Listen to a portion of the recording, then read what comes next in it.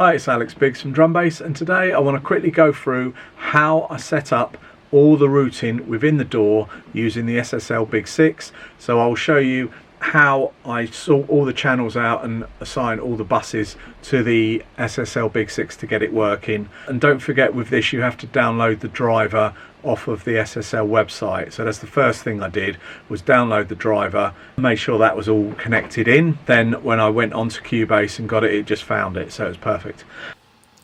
Okay, so with an Apple device, I believe that the drivers are already assigned. With Windows you have to assign them, or with Cubase perhaps only, but let me show you how I do that anyway. So I go to Studio Setup, and then here if you click Audio System, you want to click this down arrow down or drop down box and pick the solid state logic. Obviously you need to have the USB that's lit on the desk to make sure that you know it's connected, and then you can select that and then push OK. Obviously I've got it there. If we go down one to that tells you what's active and what isn't active. You don't particularly need this, but just to show you, you can see the defaults to channels 1 and 2, and the outs are 1 and 2. I don't want that, I want something else, so I'm going to change that. So I'm going to go to Studio, Audio Connections, and there's my buses. Now with buses, again, I always used to get confused with those.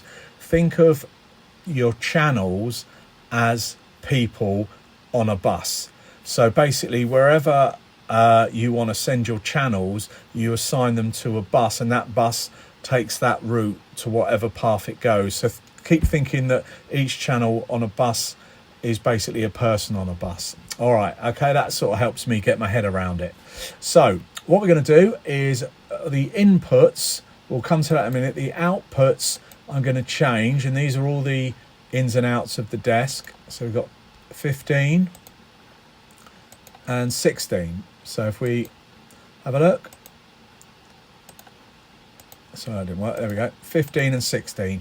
So that's going to be my outputs. I go to 15 and 16 because I've got nothing coming in and out of 16. I really want just the connection between the computer and the desk. Also there's a button that I press, so that's how I've done it. I don't know if that's right, but it works for me. But obviously SSL have assigned it to 1 and 2, but I don't want that. I want 15 and 16. Now the inputs, what I'm going to do is click on this and then remove this bus. So now what I want to do is put in some buses. Now if you remember, we've got 4 mono tracks, which are those super analog tracks, and I want 4 monos in a bus. So we've got those, and what you can do, you can just rename them. I'm just going to put for now track 1, and I can do that for those 4 tracks just so it's less confusing.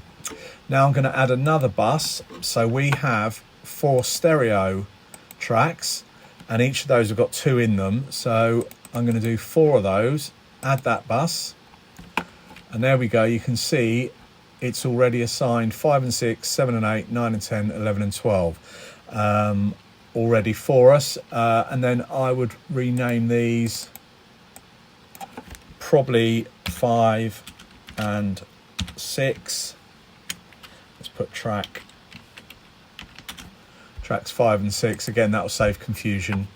Okay, and then the outputs are still the same. So there you go.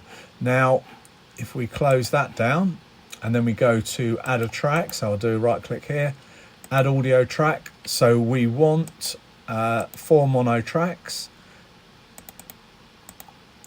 Okay, so there's your 4 mono tracks, and then we want 4 stereo tracks. So we're going to add again, and we want to change mono to stereo, change to 4. Okay, and they're all in the order. Number 1 is the analog one, that's track 1 going to stereo out, and I'll show you what I mean. If I click that, you can see you've got your 4 mono tracks and there's your stereo tracks. So it's all sorted for you from that bus that we added. Okay, so we're going to go track number 2, This goes to number 3. This goes to number 4, and then your stereo. Now, if you look at Cubase, you've got one circle, and then here you've got 2 circles, and that means it's a stereo track with a 2. Okay, so that's 5 and 6, and do you see what I mean? I've named that, haven't I? And then if I go here, we'll go to that. So that's why I say it's less confusing if you actually name them in the bus section. Okay, so we've got all that done. Now what I can do, I can push the monitor button. My drum kit is on, so how I recorded it before, I did 12 mono tracks. So I had my 4 analog, super analog ones, and then I had those stereo tracks as individual tracks, and I did the mono tracks so I can record 8 and separate the bass, the snare and hi-hats if I wanted to. Now I'm doing my new drum books. I've got lots of tracks, 500 tracks to record, so I don't want to take up too much room. So what I've done is a stereo out of the drum brain into channels 11 and 12, and then what happens is when I record, let's get the transport. So when I push record, there you go, it's a nice stereo track. So as you can see, that is how I do it. Obviously there'll be lots of different ways that you may want to organise your routing, but this maybe get you started. And part 2 of the video, which I'll be doing very soon, will be about all the buttons that you've got to push to make everything work as well. So I'm going to get on with that, and I'll see you next time.